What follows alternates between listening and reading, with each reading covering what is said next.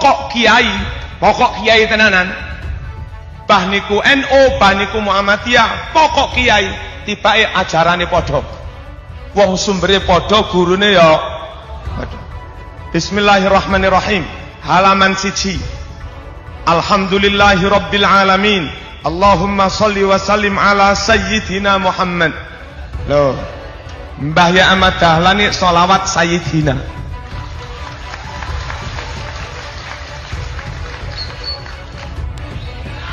Padha barang. Padha. Gimana Mas ini tanggapannya tentang video ini Mas? Kita kembali pada ide pendirian Muhammadiyah dulu kan. Kiai Ahmad Dahlan melalui proses konsultasi dengan banyak orang ya, banyak tokoh, mulai dari tokoh-tokoh di Budi Utomo terutama karena waktu itu sudah berdiri organisasi, lalu salah satu yang mengusulkan agar Kiai Dahlan membentuk organisasi itu awalnya justru dari muridnya yang di Quake School dan muridnya yang beragama Katolik waktu itu. Ketika melihat Kiai Dahlan itu memiliki sekolah yang namanya Madrasah Ibtidaiyah Islamiyah, terus disarankan agar mendirikan organisasi supaya nanti ketika Kiai Dahlan meninggal atau wafat itu tetap jalan terus kan. Nah, kemudian sekolah yang didirikan Kiai Haji Ahmad Dahlan itu Hismul Arko yang sekarang jadi Mualimin kan, yang menjadi salah satu sekolah kader unggulan ya di Muhammadiyah dan menjadi milik Muhammadiyah. Tapi statement beliau itu dari Kiai Haji Marzuki Mustamar ya, itu dosen UIN dosen saya itu. Memang tidak salah, artinya memang ada kitab itu yang disebut sebagai kitab fikih jilid telu. Ada banyak sekali yang sudah mengulasnya, seperti Ahmad Haji Burhani itu pernah mengulas di Muhammadiyah Studies. Terus ada satu buku judulnya Muhammadiyah itu NU ya. Itu yang ya sumbernya ya fikih jilid telu itu, bahwa untuk menunjukkan bahwa dulu Muhammadiyah itu seperti ini, sekarang kok seperti ini gitu kan, seperti kayaknya Muhammadiyah yang sekarang itu palsu semua gitu. Ya. Yang asli ditinggalkan gitu kan. Nah, kita kembali ya pada watak organisasi Muhammadiyah itu sebagai organisasi pembaharuan. Ini penting sekali diingat tuh ya, sebagai organisasi pembaharuan. Jadi memandang Muhammadiyah itu juga harus menggunakan cara pandangnya Muhammadiyah. Coba bayangkan kenapa Kiai Ahmad Dahlan susah-susah bikin organisasi.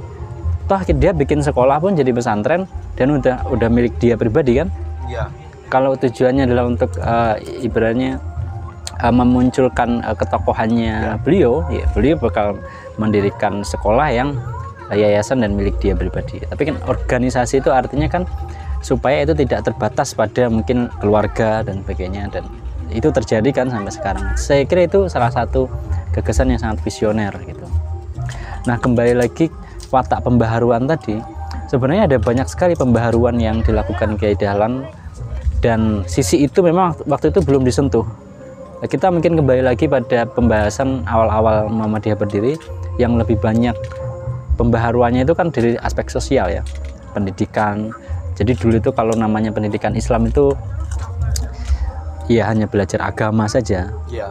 Tapi kemudian kurikulumnya dirubah bahwa juga belajar bahasa Belanda, terus kadang ngajarnya juga pakai peta itu kan kalau di ini. Terus salah satu yang paling kontroversial pertama kali yang diperbaharui Kiai Dahlan itu adalah arah kiblat. Dulu kan arah kiblat itu lurus ke barat, terus kemudian karena beliau belajar falak kemudian agak ke utara ya, ke utara laut ya, ke barat laut. Iya. Dan sekarang itu kiblat semuanya kayak gitu, jadi pasti agak sedang ke utara gitu kan. Oh, dulu tentang banget itu pembaharuan yang awalnya Ahmad Dahlan itu. Tapi dalam bukunya Suja sebenarnya selain Ahmad Dahlan waktu itu banyak sekali loh yang sudah punya pemikiran seperti itu, yang nanti mungkin bisa kita bahas itu. Terus jadi ada dua itu kan pembaharuan, yang pertama sekolah, terus arah kiblat. Nah, pembaharuan itu kan terus berlangsung ya.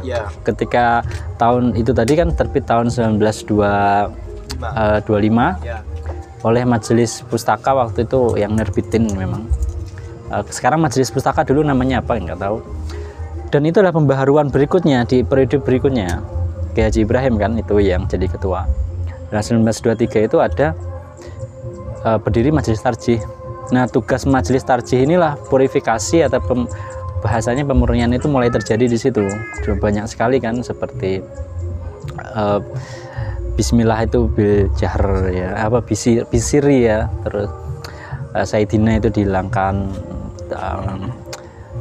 tarawih itu 11 rakaat, berapa 8 ya, terus witir itu 3 langsung kan ada 2 terus 1 kan, ada banyak sekali itu pembaharuan yang dilakukan, dan setiap periodenya itu memang selalu ada pembaharuan. Nah, dan itu sah-sah saja karena memang watak organisasinya adalah organisasi pembaharuan, dan yang diperbarui tidak hanya dari sisi ibadah ya, sebenarnya sisi sosial itu banyak sekali, cuman karena ibadah dan itu kaitannya sama tradisi jadinya sensitif sensitif kan. Dan itu terus, kenapa kok nggak ada yang mengkritik pembaharuan dalam sisi pendidikan misalnya, karena kan semua orang yang melakukan sekarang.